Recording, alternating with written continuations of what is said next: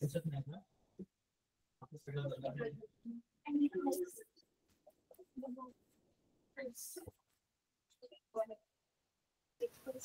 नाही येत आहे.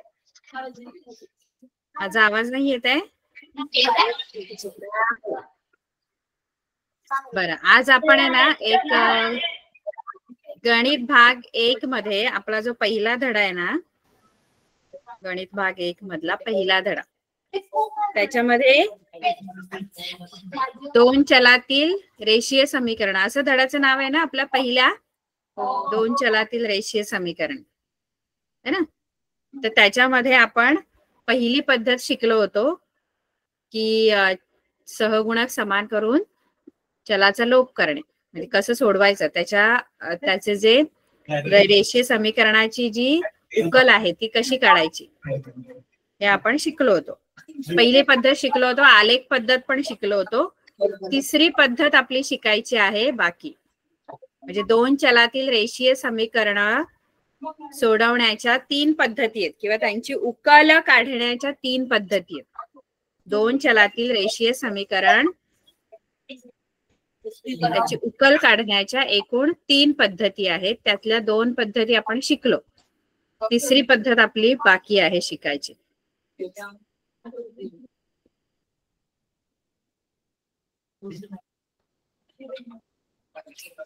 पहिली पद्धत कोणती होती? पहिली पद्धत होती चलाचा सहगुणक करून त्याचा लोप करणे, चलाचा लोप करणे, ही पहिली पद्धत होती.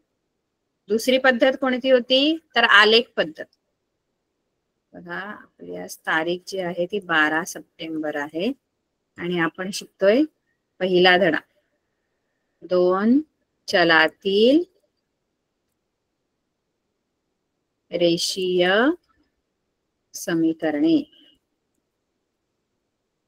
दोन चलातील रेषीय समीकरणे सोडवण्याच्या एकूण 3 पद्धती आहेत किंवा त्या समीकरणाची उकल काढण्याच्या 3 पद्धती आहेत. उकल काढण्याच्या पद्धती 3 आहेत एकूण. त्याच्यातली पहिली पद्धत कोणती होती? आपण शिकलो होतो की सहगुणक आपण त्याच्यामध्ये सारखा करत होतो. सहगुणक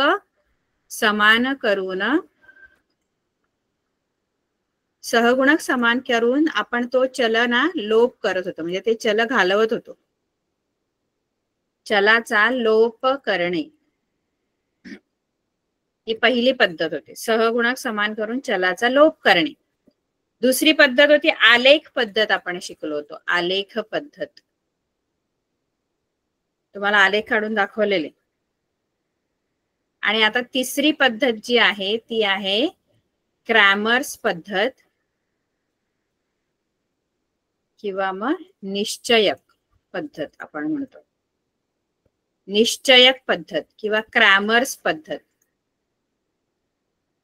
त्याच्यामध्ये पहिल्या 2 पद्धती आपल्या शिकलेल्या आहोत आपण. तिसरी जी पद्धत आहे क्रॅमर्स पद्धत किंवा निश्चयक पद्धत, कशासाठी आहे ही पद्धत? तर दोन चलातील रेषीय समीकरणाची उकल काढण्यासाठी. उकल काढण्यासाठी दोन चलातील रेषीय समीकरणं जी आपल्याला दिलेली असतात त्याची उकल काढण्याच्या या 3 पद्धती आहेत. त्या 3 पद्धतीमध्ये आपण पहिल्या 2 शिकलेलो आहोत. आता आपण शिकणार आहोत तिसरी पद्धत जी आहे क्रॅमर्स पद्धत शिकणार आहोत. क्रॅमर्स पद्धत म्हणजे निश्चयक पद्धत पण म्हणतो आपण त्याला. आता याच्यामध्ये करायचं काय असतं माहितीये का? निश्चयक पद्धतीमध्ये करायचं काय असतं माहितीये का? 3 निश्चयक घ्यायचे आणि त्याच्या किमती काढायच्या असतात. निश्चयकाच्या किमती काढायच्या 3 निश्चयकाच्या. आता निश्चयक म्हणजे काय हे माहित पाहिजे आधी, आणि निश्चयकाच्या किमती कशा काढायच्या ते पण माहित पाहिजे. निश्चयक पद्धत आहे पण निश्चयक म्हणजे काय हेच माहित नाही, आणि त्याच्या किमती कशा काढायच्या ते तर अजून माहित नाही त्याच्या आणखी वरती. मग निश्चयक पद्धत वापरताना आधी निश्चयक म्हणजे काय, तर निश्चयक म्हणजे काय नसतं, फक्त तुम्हाला काय करतात माहिती आहे का, अशा दोन रेषा असतात, उभ्या रेषा, आणि त्या दोन रेषांमध्ये ना 4 अशा संख्या असतात. अशा 4 संख्या असतात. हे बघा 2, 4, 3, 5 या 4 वेगवेगळ्या संख्या आहेत आणि त्या दोन रेषांमध्ये अशा लिहिलेल्या असतात. असा निश्चयक असतो. हा निश्चयक आहे. म्हणजे 2 रेषा असतात, उभ्या रेषा, आणि त्याच्या आतमध्ये 4 संख्या दिलेल्या असतात. आता हा निश्चयक आहे. पण हा निश्चयकाची आता किंमत कशी काढायची? तर निश्चयकाची किंमत काढताना काय नाही करायचं, सोपं आहे. तिरकस गुणाकार करून वजाबाकी करायची. म्हणजे तिरकस म्हणजे काय, तर 2 आणि 5 चा गुणाकार करायचा. पहिला हाच गुणाकार करायचा. 3 आणि 4 चा आधी नाही करायचा. आधी 2 आणि 5 चा गुणाकार करायचा, वजा मग 3 आणि 4 चा गुणाकार, वजाबाकी करायची. तिरकस गुणाकारांची वजाबाकी करायची. तिरकसच्या संख्या आहेत तिरप्या, क्रॉस, म्हणजे 2 आणि 5 चा गुणाकार वजा 3 आणि 4 चा गुणाकार. 2 आणि 5 चा गुणाकार किती होतो बरं? 2 गुणिले 5 किती? 2 गुणिले 5 स्क्रीन दिसते सर्वांना? मी जे लिहिते स्क्रीनवर, स्क्रीन दिसते? मी जे लिहिते स्क्रीनवर ते दिसतंय? हो टीचर. हो. तर 2 गुणिले 5 येतात 10. ठीक आहे, वजा 3 गुणिले 4 किती येतात बरं? 12. बरोबर. आता 10 वजा 12 किती उत्तर येतं? 10 वजा 12 -2. Very good, very nice. -2 येतं, ऋण 2 येतं.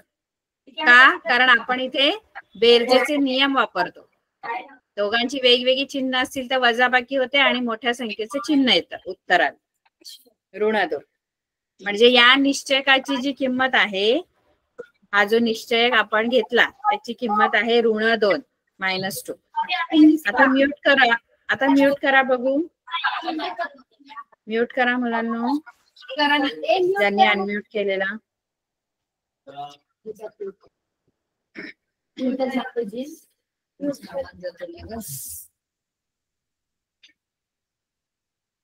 तिरकस गुणाकारांची वजाबाकी केली की आपल्याला त्या निश्चयकाची किंमत मिळते.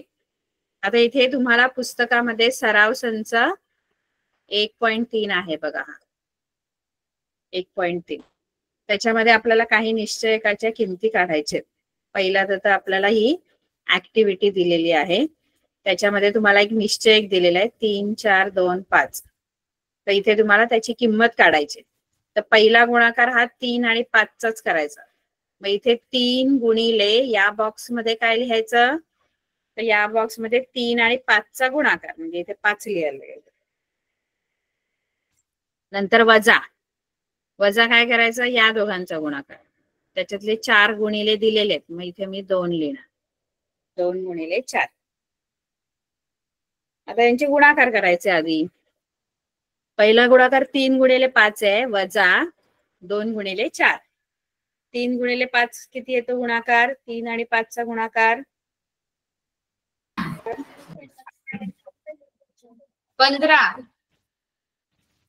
15.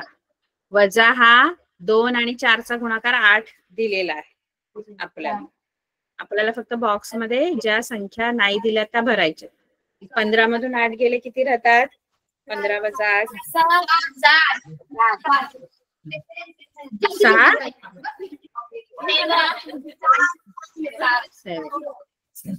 बरोबर. आता इथे काही आणखी तुम्हाला दुसऱ्या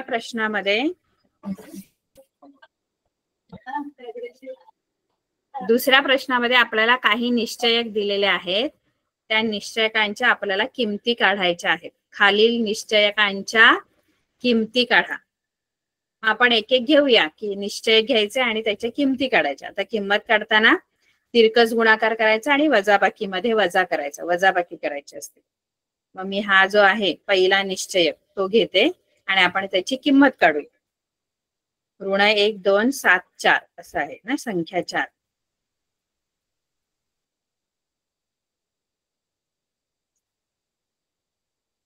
ऋण 1 2 7 आणि 4 असे 4 संख्या आहेत या निश्चयकामध्ये.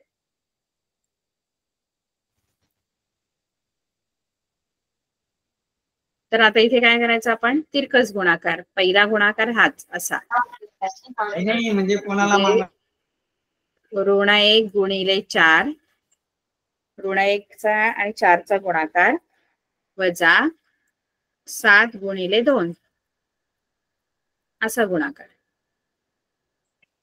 ऋण 1 गुणिले 4 वजा वजाबाकीचा मध्ये नेहमी वजाबाकीच 7 गुणिले 2. आता ऋण 1 गुणिले 4, ऋण 1 आणि 4 चा गुणाकार किती येतो बरं? 8 उत्तर असेल मॅडम.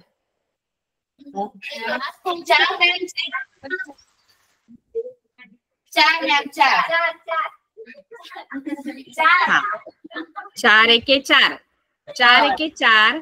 पण गुणाकारात कसं असतं माहितीये का, गुणाकाराचे नियम वेगळे आहेत आणि बेरजेचे नियम वेगळे. म्हणजे गुणाकारामध्ये आपण गुणाकारच करतो. म्यूट करा सगळ्यांनी.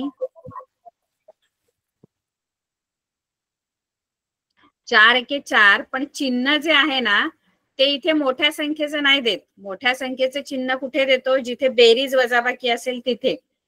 इथे गुणाकार आहे की नाही, गुणाकारासाठी नियम वेगळा आहे.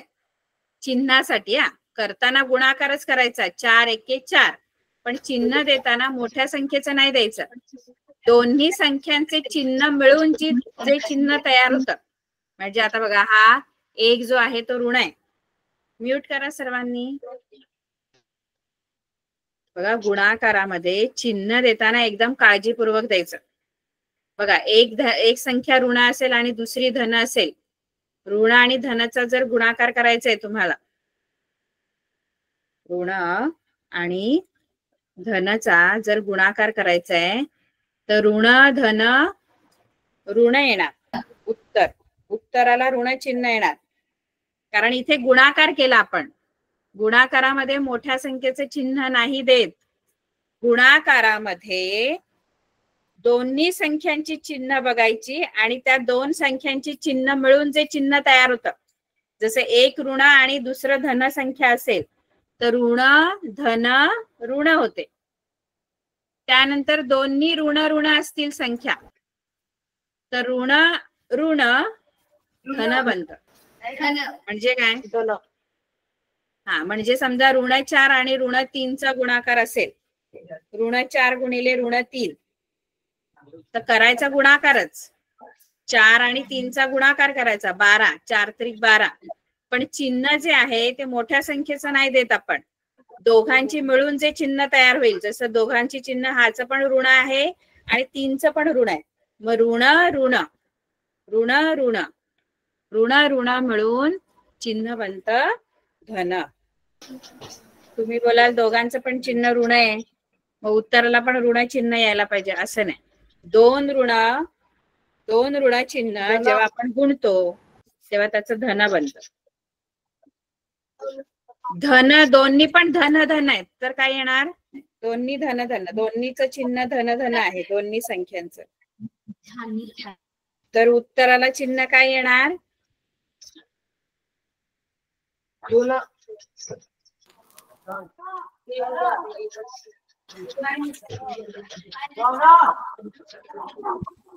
हीच तर गंमत आहे. बघा ऋण ऋण ऋण धन होतो, पण धन धन ऋण नाही होत. धन धन धनच राहतं. म्हणजे दोन्ही संख्या धन असतील ना की उत्तर हे धनच येतं. हेच लक्षात ठेवायचंय. खूप मुलं हीच मिस्टेक करतात की ऋण ऋण धन बोललं तर ते धन धन ऋण करतात. नाही, दोन्ही चिन्ह सारखी असतील, मग ते ऋण ऋण असू दे किंवा धन धन असू दे, उत्तराला धनच चिन्ह द्यायचं.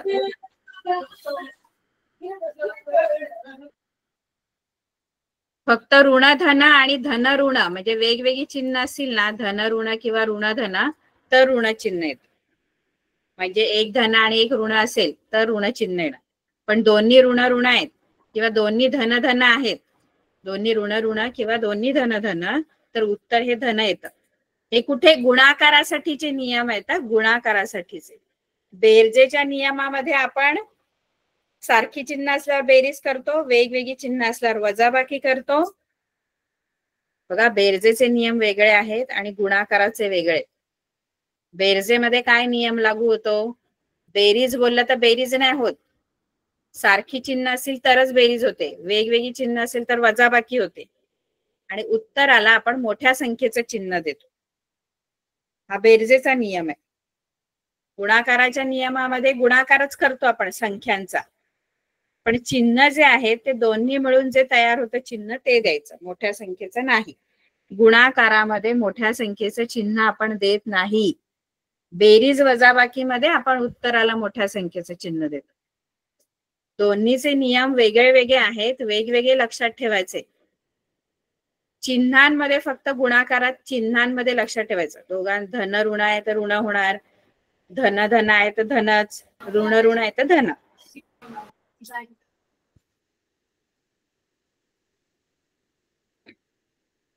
कळलं का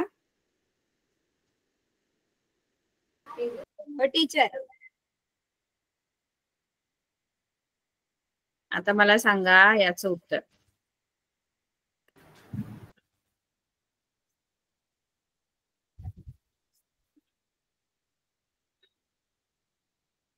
याचं उत्तर काय ना?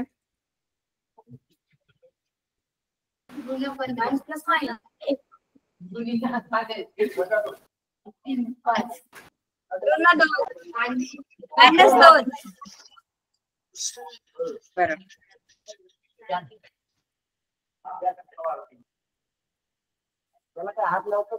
याचं उत्तर काय येणार?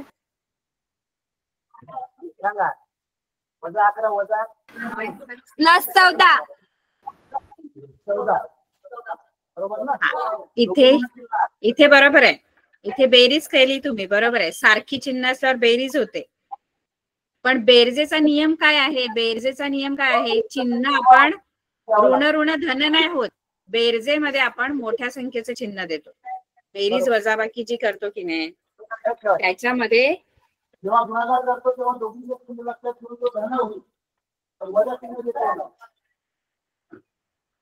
म्हणजे बेरजेचा नियम वेगळा आहे, तेच घोळ नका करू, दोन्ही नियम वेगळे आहेत. इथे आपण बेरीज वजाबाकी आहे की नाही, बेरीज वजाबाकीचा नियम काय आहे की समान चिन्ह असली की बेरीज करायची, दोघांची चिन्ह सारखी आहेत. म्हणजे हे ऋण ऋण दोघांची पण चिन्ह समान आहेत, ऋण ऋण, ऋण 11 ऋण 3, दोघांची पण चिन्ह सारखी आहेत.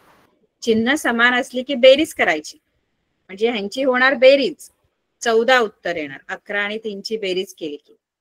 पण उत्तराला चिन्ह हे मोठ्या संख्येचं द्यायचं असतं.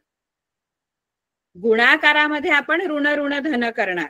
गुणाकार असताना समजा 11 ऋण 11 आणि ऋण 3 चा गुणाकार विचारला तुम्हाला, इथे ऋण 11 आणि ऋण 3 ची बेरीज करायची, पण इथे ऋण 11 आणि ऋण 3 चा जर गुणाकार करायला सांगितला तर आपण 11 आणि 3 चा गुणाकार करू, गुणाकारच करायचा. 11 आणि 3 चा गुणाकार 33 येणार, आणि चिन्ह याचं आता मोठ्या संख्येचं ऋण चिन्ह नाही देणार 11चं, तर ऋण आणि ऋण मिळून जे चिन्ह बनतं ऋण ऋण धन, म्हणजे हे धन 33 उत्तर येणार. हे गुणाकारासाठीचा नियम आहे की करताना गुणाकारच करायचा, पण चिन्ह मोठ्या संख्येचं गुणाकारात नाही द्यायचं. दोन्ही संख्यांचं चिन्ह मिळून जे तयार होतं चिन्ह, जसं ऋण ऋण धन बनतं, धन ऋण ऋण बनतं, धन आणि ऋण असेल तर ऋण. कळलं? धन धन धनच. मग इथे आपण बेरीज वजाबाकी करताना मोठ्या संख्येचं चिन्ह द्यायचं. बेरीज वजाबाकीचा नियम काय आहे? समान चिन्ह असली की बेरीज, वेगवेगळी चिन्ह असली की वजाबाकी. जसे इथे वेगवेगळी चिन्ह होती बघा, इथे एकाचं ऋण आहे एकाचं धन आहे, म्हणजे वेगवेगळी चिन्ह आहे, म्हणून ह्यांची आपण केली वजाबाकी, आणि उत्तराला मोठ्या संख्येचे चिन्ह द्यायचं असतं. इथे पण समान चिन्ह आहेत म्हणून बेरीज होणार 14 आणि मोठ्या संख्येचं चिन्ह येणार, ऋण 14 उत्तर आहे, धन 14 नाही येणार. कारण धन चिन्ह होणार नाही, मोठ्या संख्येचे चिन्ह. बेरीज आहे की वजाबाकी, बेरीज आहे की गुणाकार, हे आधी बघा, त्यानुसार चिन्ह द्यायचं. चिन्ह चिन्ह चिन्ह हेच घोळ होतो अजून मुलांचा, की नक्की काय करायचं आपल्याला. मग गुणाकार आहे की बेरीज वजाबाकी आहे, त्यानुसार नियम लावायचे. नियम लावायला शिका. आता समजा मी ऋण 13 आणि 2चा गुणाकार विचारला तुम्हाला, तर काय येईल? ऋण 13 आणि 2चा गुणाकार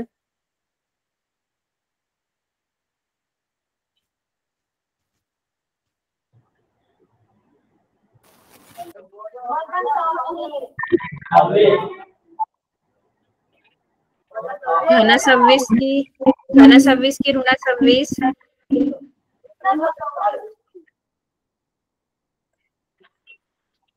धन 26 ऋण 26, बरोबर. यांचा गुणाकार काय येईल? 9 गुणिले ऋण 5.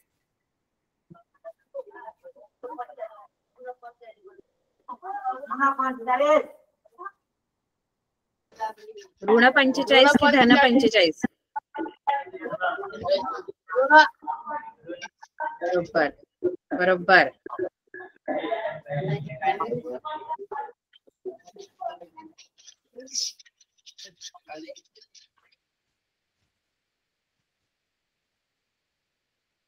याचं उत्तर काय येईल?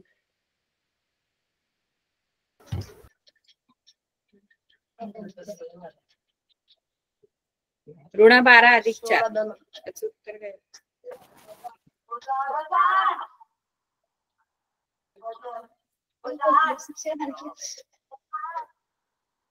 वजा 8 काय येईल? वजा 16 का नाही येणार?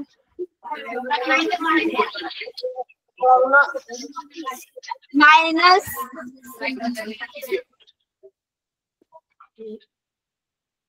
कारण वेगवेगळी चिन्ह आहेत ना, एक ऋण चिन्ह आहे, एक धन आहे. एका संख्येला ऋण आहे, एका संख्येला धन आहे. -8 वेगवेगळी चिन्हानुसार वजाबाकी होते आणि उत्तराला मोठ्या संख्येचे चिन्ह. पुढे इथे ऋण 15 ऋण 6 -21. व्हेरी गुड, बरोबर. आता हे आपल्याला कळलं की काय नियम आहेत. नियम लक्षात ठेवायचे, कारण निश्चयक काढताना निश्चयकाची आपण जी किंमत काढणार आहे ना, त्याच्यामध्ये गुणाकार पण आहे आणि बेरीज पण आहे. त्यामुळे गुणाकाराचे पण नियम माहित पाहिजेत आणि बेरजेचे पण माहित पाहिजेत. कळले आता व्यवस्थित गुणाकाराचे आणि बेरजेचे नियम?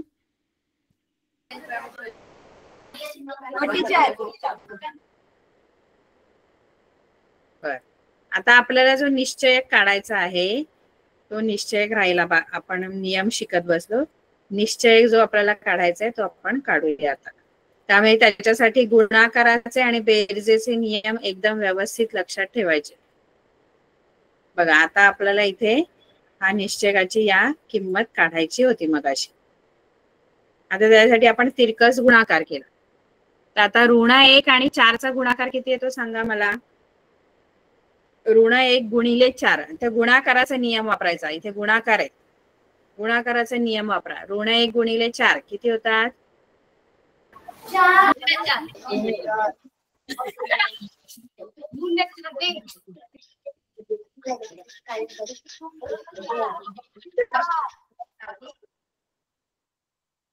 काय येणार?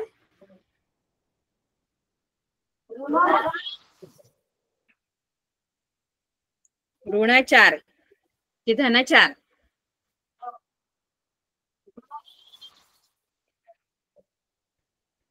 ऋण 4 की धन 4? ऋण 4. कारण गुणाकार, कारण गुणाकारामध्ये आपण 1 गुणिले 4 केलं तर 4 येणार. आणि हे एक ऋण आहे आणि हा धन आहे. ऋण धन ऋण बनतात, कारण दोन्ही चिन्ह एकत्र केली की ऋण चिन्ह बनतात. म्हणून -4. -4 येणार. आणि हे मध्ये वजाचे चिन्ह आहे. आणि इथे 7 गुणिले 2 7 गुणिले 2 किती येतं? 14. 14. आता गुणाकार करून झाल्यानंतर आता आपल्याला बेरजेचा नियम वापरायचा. गुणाकाराचे नियम वापरून झाले, आता बेरजेचा नियम. ऋण 4 ऋण 14.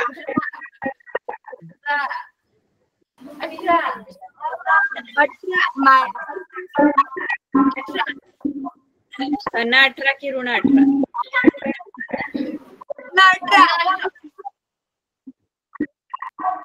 18.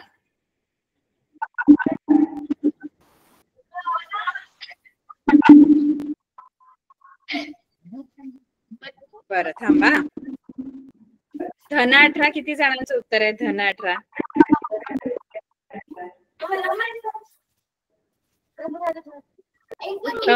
थम्स हे करा. धन 18 ज्यांचं आहे त्यांनी थम्स अप करा आणि ऋण 18 ज्यांचं आहे त्यांनी थम्स डाऊन करा.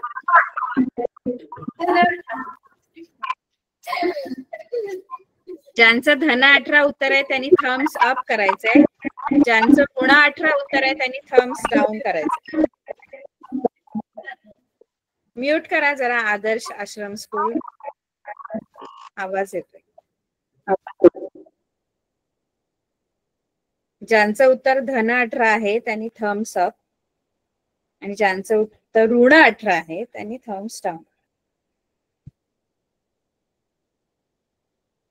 बघूया बरं कोण कोण थम्स अप.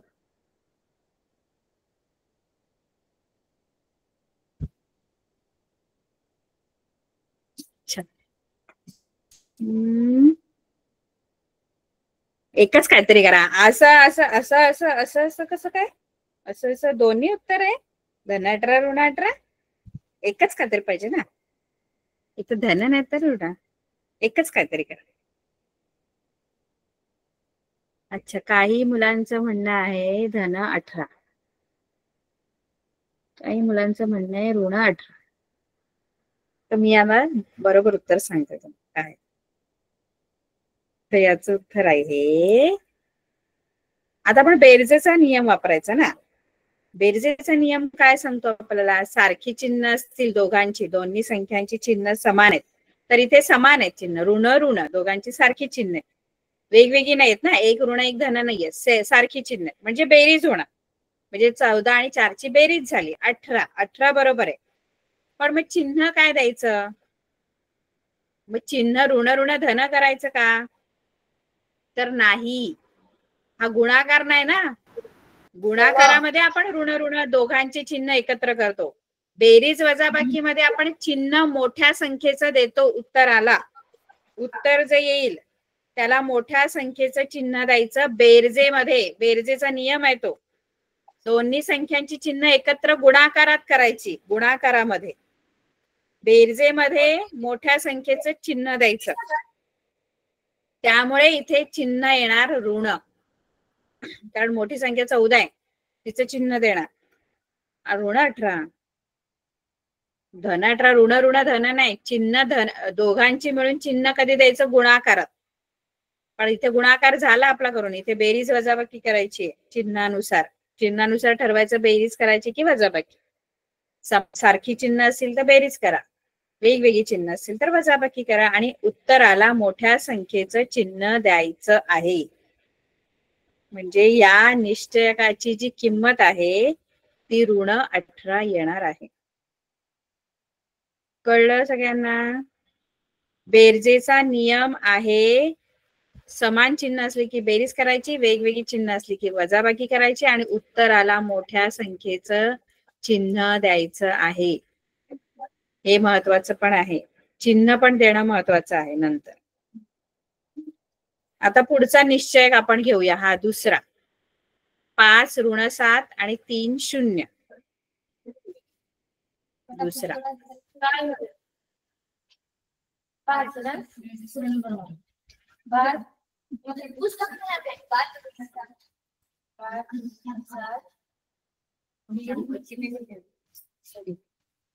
3 0.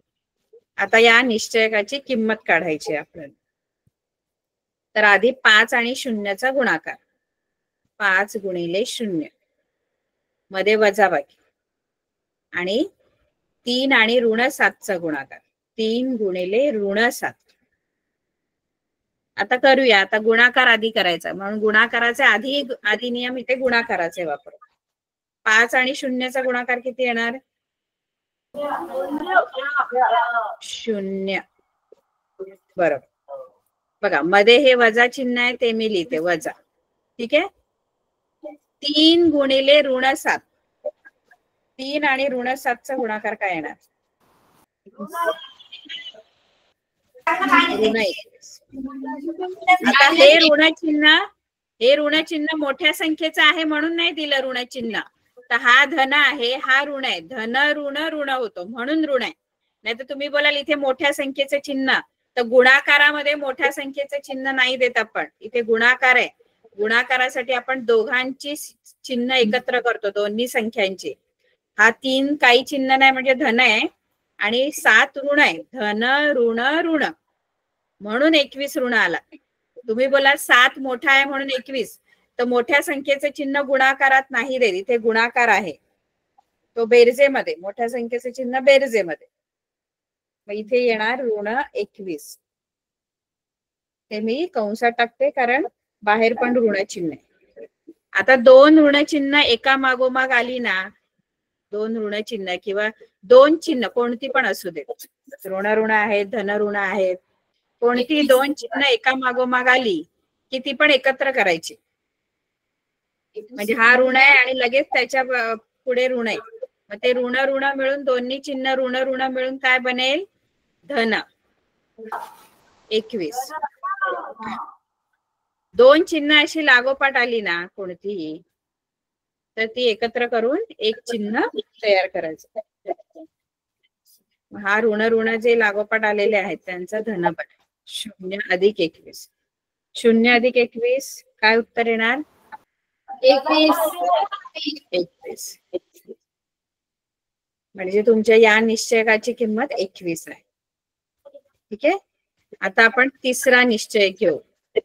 तिसरा निश्चय जो आहे तो थोडा अपूर्ण अंकामध्ये आहे, पण काय कठीण नाही, सोपं आहे ते पण.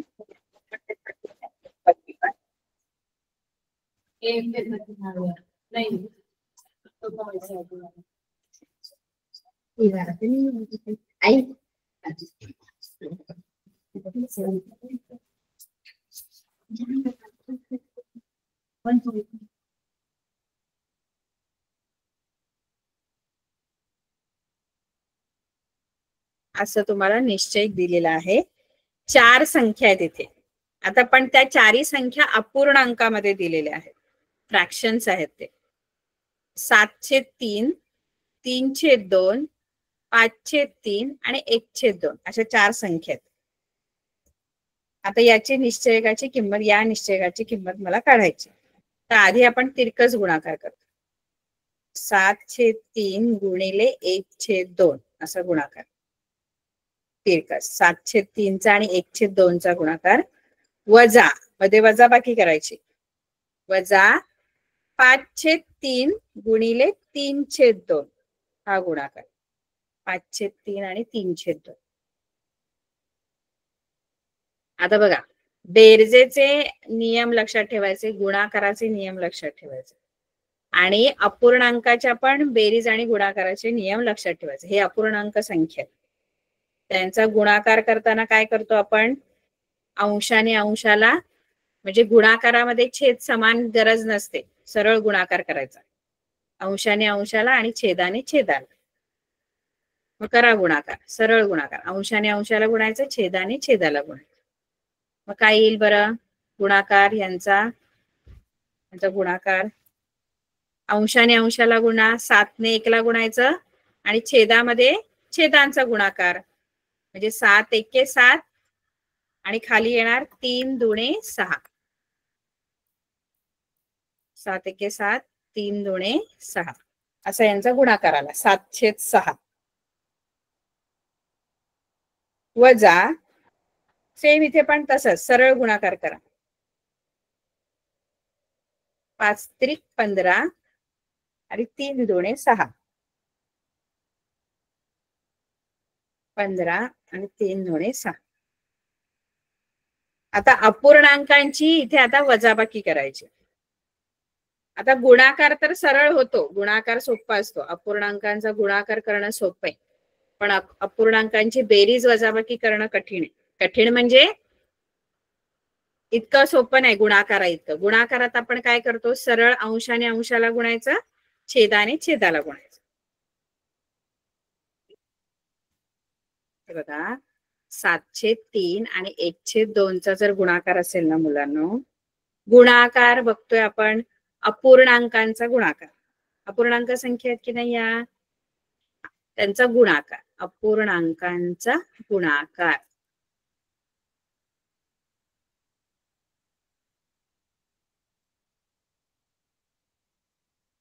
गुणाकार करताना काय करायचं, अंशाने अंशाला म्हणजे 7ने 1ला गुणायचं आणि 3ने 2ला म्हणजे छेदांचा गुणाकार छेदात खाली, वरच्या संख्यांचा वरती गुणाकार. 7 एके 7 आणि 3 दुणे 6 आलं होतं 7/6. गुणाकार सोपा आहे, अंशाने अंशाला गुणायचं, छेदाने छेदाला गुणायचं. पण यांचीच जर मला बेरीज करायची सांगितली, आता समजा मला सांगितलं की 7/3 आणि 1/2ची बेरीज करा,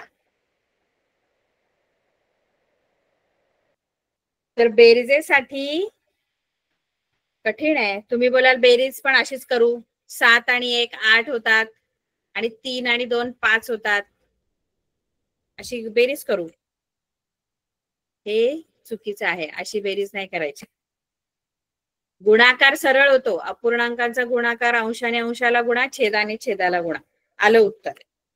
बेरीज करताना अंशांची बेरीज आणि छेदांची बेरीज असं नाही करायचं. कळते का मी काय बोलते? आपण आता शिकतोय की अपूर्णांकांचा गुणाकार आणि बेरीज कशी करायची. अपूर्णांकांची बेरीज करण्यासाठी काय करावं लागतं माहितीये तुम्हाला? अपूर्णांकांची बेरीज करण्यासाठी बेरीज किंवा वजाबाकी, अपूर्णांकांची बेरीज किंवा वजाबाकी जर करायची तर तुम्ही बोला 7 + 1 8 आणि 3 + 2 5, चूक. अपूर्णांकांची बेरीज करताना सगळ्यात महत्वाची गोष्ट आहे त्यांचा छेद समान करणे. छेद सारखा पाहिजे तर त्यांची बेरीज होईल. इथे छेद समान आहेत का दोन्ही अपूर्णांकांचे?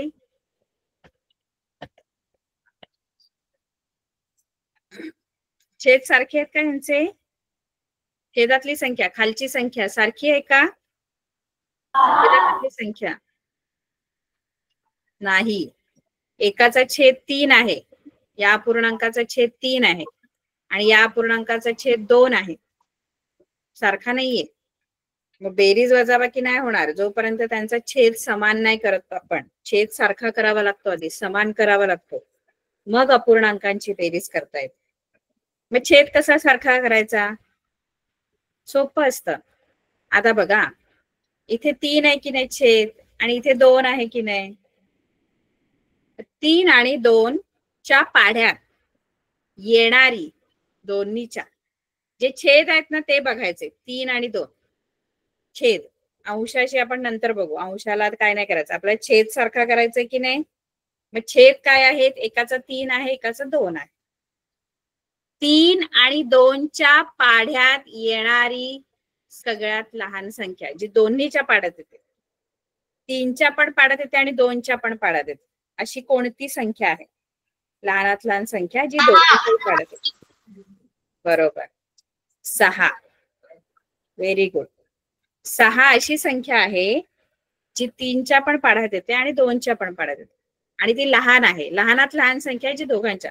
आणखी पण बऱ्याच संख्या आहेत ज्या दोघांच्या पाड्यात येतात, जसं 12 आहे ना, पण 12 अशी मोठी आहे, त्याच्या आधी 6 पहिली संख्या आहे छोटी जी दोघांच्या पण पाढ्यात येणारी आहे. मग आता मी काय करणार माहितीये का? आता मी जी संख्या शोधली ना दोघांच्या पाढ्यातली, काय शोधली मी? 6. तो मला आता दोघांचा पण छेद आणायचे. छेदामध्ये आता मला दोघांच्याही 6 आणायचे. 6 दोघांचाही छेद मला दोन्ही अपूर्णांकांचा छेद मला 6 करायचा आहे. आता 3 आणि 2 आहे, एकाचा 3 आहे एकाचा 2 आहे, पण मला समान करायचंय. मग समान म्हणजे मी कोणता करेन?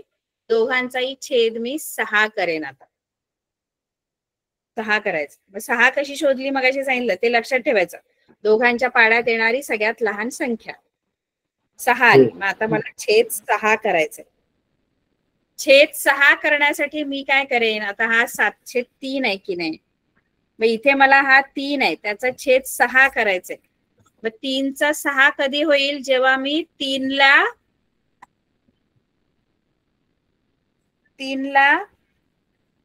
कितीने गुणेन? 2. बरोबर. आता मी जर इथे छेदात गुणलं ना 2 ने, तर अंशाला पण त्याच संख्येने गुणायचं ज्या संख्येला छेदाने गुणले. 2 नेच गुणा अंशाला पण. जी क्रिया छेदात करू तीच अंशात करायची. आता या दुसरा अपूर्णांक, हा दुसरा अपूर्णांक आहे. हा आपण पहिल्या अपूर्णांकाचा छेद 6 केला. आता या दुसऱ्या अपूर्णांकाचा छेद पण मला 6 करायचंय. मग इथे कितीने गुणेन मी? 3.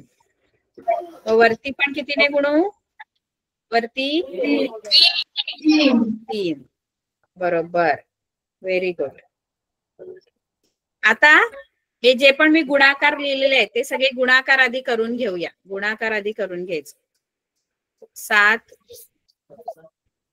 गुणाकार करून घ्या. 7 दुणे 14, 3 दुणे 6 अधिक 1 आणि 3चा गुणाकार 3 आणि खाली पण बेत्रिक 6. बघा आता दोघांचा पण छेद सारखा झाला की नाही? समान झाला दोघांचाही छेद. झाला का?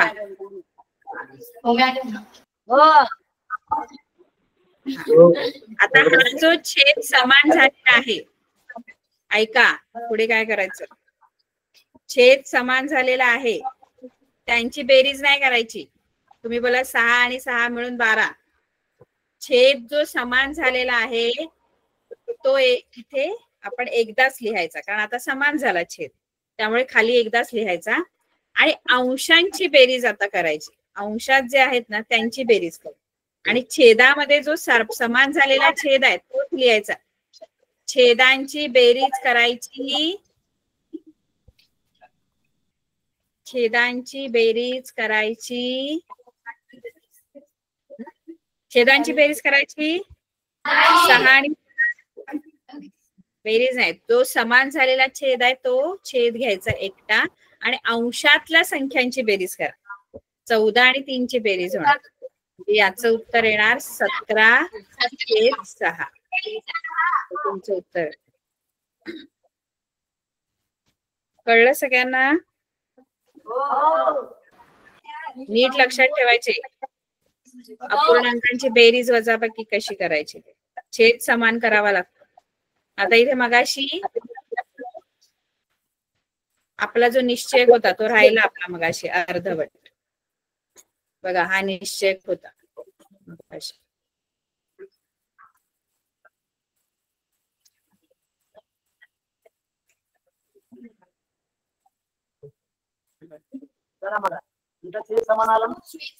इथे बघा आता इथे आपण गुणाकार आधी करून घेतला. गुणाकार सरळ करायचा असतो. अंशाने अंशाला, छेदाने छेदाला. तो मी करून घेतला गुणाकार. आता वजाबाकी करायची. बेरीज आणि वजाबाकीसाठी छेद समान असावा लागतो. आहे का इथे छेद समान?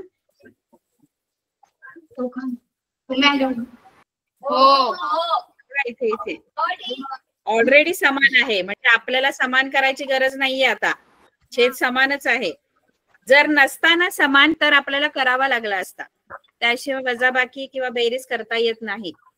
पण आता ऑलरेडी तुमचा छेद सारखा आलेला आहे, त्यामुळे तो एकदाच लिहायचा. खाली छेद 6 आणि अंशामध्ये वजाबाकी करायची. 7 - 15.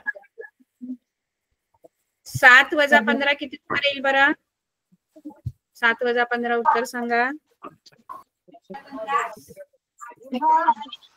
8.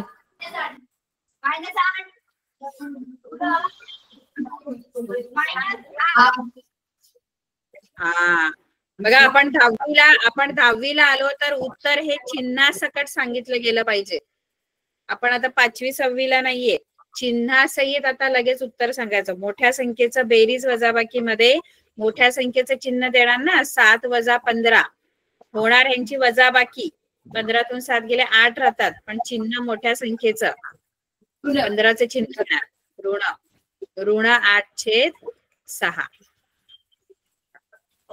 हे तुमचं निश्चयकाची किंमत आहे. याला आणखी तुम्ही सिम्प्लिफाय करू शकता. आणखी सरळ रूप देऊ शकता. या दोन्ही संख्या 8 आणि 6 कोणाच्या पाड्यात येतात? भाग लावू शकता. 2 ने दोघांनाही भाग लावू शकता. 2 8 आणि 2 6. म्हणजे तुमचं उत्तर आलं ऋण 4 आणि खाली आलंय 3. ऋण 4/3.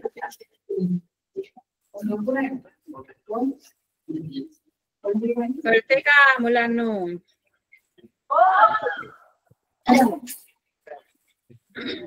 या निश्चयकाची किंमत ऋण 4/3 आलेली आहे. आता आपल्याला निश्चयकाची किंमत कशी काढायची ते आपण शिकलो. आता आपण शिकणार आहोत की या निश्चयक पद्धतीने 2 चलातील रेषीय समीकरणांची उकल कशी काढायची. याच निश्चयक पद्धत वापरून हीच पद्धत वापरून आपण 2 चलातील रेषीय समीकरणांची उकल काढणार आहोत. शिकायचं का उकल काढायला 2 चलातील रेषीय समीकरणांची निश्चयक पद्धत. बघा आपण आता हे पहिलं गणित घेऊ.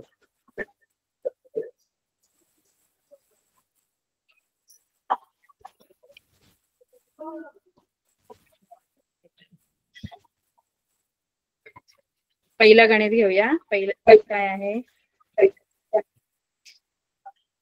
हे 3x वजा 4y बरोबर 10 आणि 4x अधिक 3y बरोबर 5 अशी 2 एकसामायिक समीकरणं आहेत. ते आपण सोडवूया.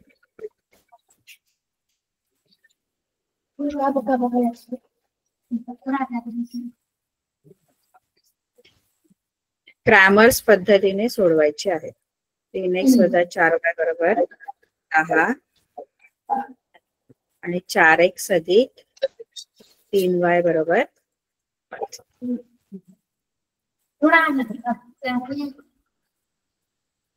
हा इकडे बघा हे तुमचं पहिलं समीकरण आहे आणि दुसरं समीकरण. आता क्रॅमर्स पद्धतीने गणित सोडवताना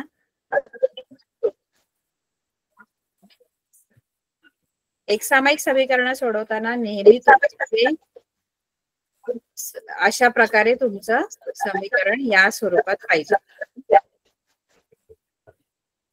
म्हणजे ax अधिक by बरोबर c. म्हणजे x आणि y ची जी पद आहेत ही x आणि y चं पद म्हणजे चल असणारी जी पद आहेत ती डाव्या बाजूला आणि जी स्थिर संख्या आहे जिच्या बरोबर चल नाहीये ती उजव्या बाजूला. अशा स्वरूपात तुमचं गणित पाहिजे. आहे का आपली समीकरण दोन्ही त्या स्वरूपात आहेत का? बघा x आणि y चं पद डावीकडे आणि जी स्थिर संख्या आहे जिच्याकडे चलन नाहीये ती उजवीकडे आहे का? आहे. दुसरं समीकरण आहे का त्या स्वरूपात? आपल्याला हवं त्या स्वरूपात दुसरं आहे. ठीक आहे. म्हणजे आपण आता सोडवू शकतो. पुढे मग नंतर सोडवायला सुरुवात करायची. जर ते नसतील त्या स्वरूपात आणायचे असतात. जसं हे दुसरं बघा दुसरं गणित आहे. तुम्हाला बघताय ना ऐकताय ना? हे बघा हे जे दुसरं समीकरण आहे ना ते आपल्या स्वरूपात नाहीये. बघा इथे दिसतंय हे समीकरण ते असं आहे 4x अधिक 3y वजा 4 बरोबर 0. आता बरोबर चिन्हाची डावी बाजू आणि उजवी बाजू असते. पण इथे डाव्या बाजूला तिन्ही पद डावीकडे गेलेली आहेत. x चं पण पद आहे, y चं पण पद आहे आणि ही जी स्थिर संख्या आहे ती पण डावीकडेच आहे. पण ती स्थिर संख्या कुठे पाहिजे आपल्याला? स्थिर संख्या कुठे पाहिजे असते? सर्वात लहान. या बाजूला नाही, बरोबर चिन्हाच्या उजवीकडे, उजव्या हाताला बरोबर चिन्हाच्या उजवीकडे इथे काय दिसतंय? या समीकरणात उजवीकडे 0 आहे. पण ही जी 4 संख्या आहे जिच्याकडे चल नाहीये, जिच्या बरोबर एक्स वाय नाहीये, ती पण डावीकडेच आहे. मग तिला काय करावं लागेल? या ऋण 4 ला आपल्याला तिकडे घेऊन जावं लागेल, इकडे उजवीकडे, कारण तिची जागा डावीकडे नाहीये, ती डावीकडे दिलेली आहे आपल्याला. मग तिला उजवीकडे न्या. उजवीकडे नेल्यानंतर ती ऋण 4 आहे की नाही, ही ऋण 4 आहे, तिला उजवीकडे नेलं की ती काय बनते? धन 4 बनेल. 0 अधिक, तुमचं समीकरण बनेल 4x अधिक 3y बरोबर 4 असं बनेल. हे आपलं बरोबर समीकरण आहे, आपल्याला पाहिजे तसं. बरोबर?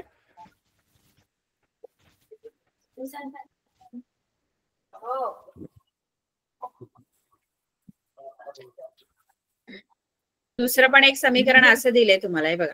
6x बरोबर 5y अधिक 8. दुसरं त्याच्यातलंच दुसरं समीकरण हे 6x बरोबर 8 वजा 5y.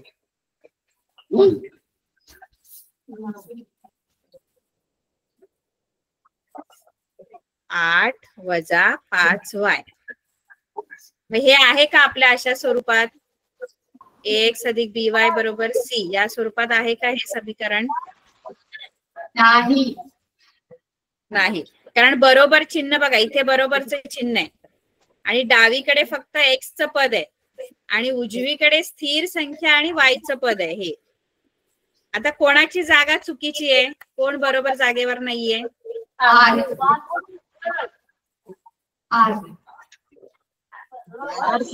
8 ची जागा चुकली आहे. 8 चुकीच्या जागेवर आहे. 8 कुठे असायला पाहिजे? उजवीकडे की डावीकडे? 8 कुठे असायला पाहिजे? इकडे, डावीकडे. डावी ही बाजू, ही डावी आणि ही उजवी. 8 ची जागा कुठे असायला पाहिजे?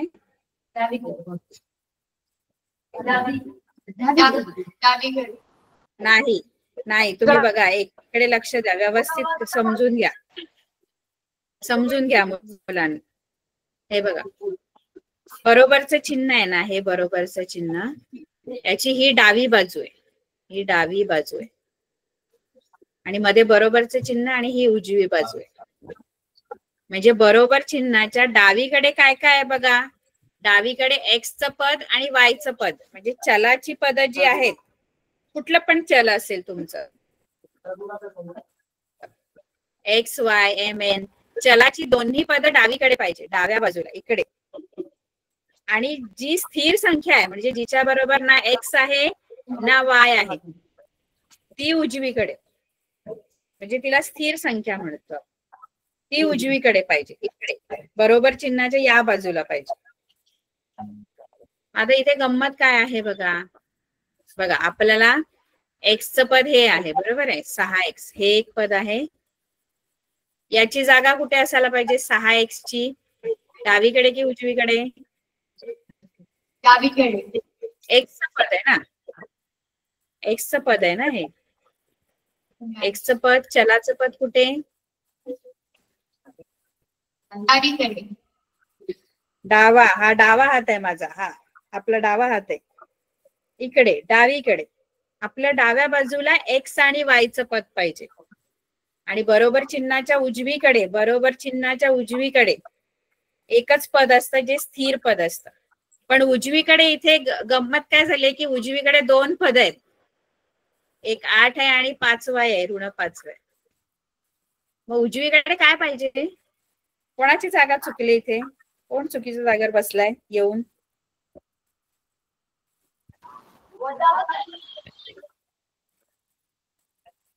वजा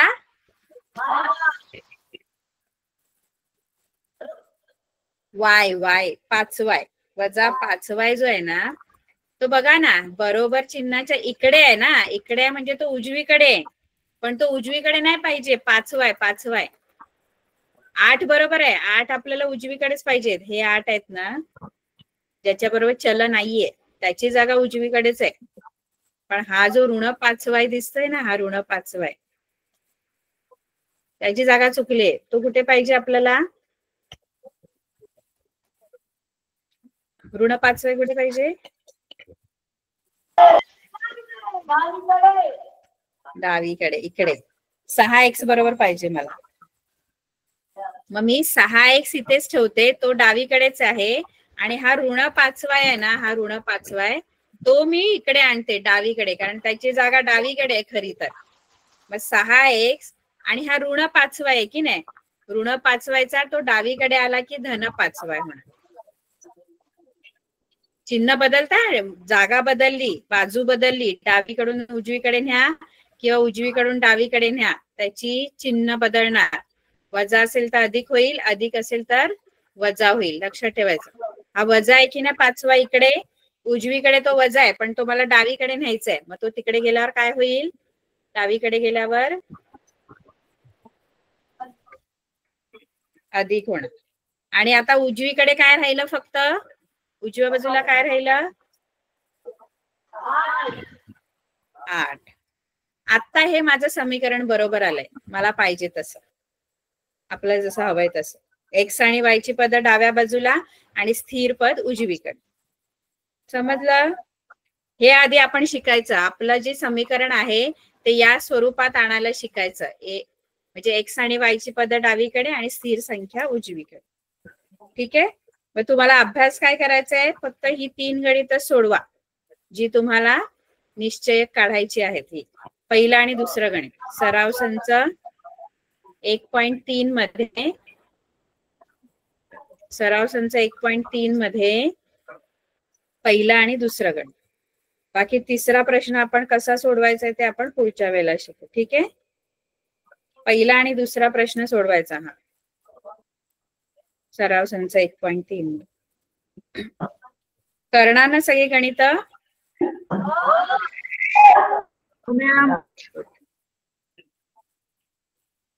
आपली वेळ संपली. Good bye.